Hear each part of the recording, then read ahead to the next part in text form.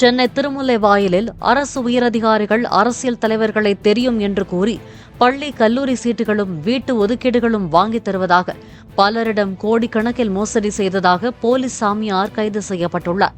சீனிவாசன் என்ற அந்த நபர் தனது ஓட்டுநர் சரவணன் மூலம் பலரிடம் பணம் பெற்று ஏமாற்றியதும் விசாரணையில் தெரியவந்துள்ளதாக போலீசார் தெரிவித்தனர்.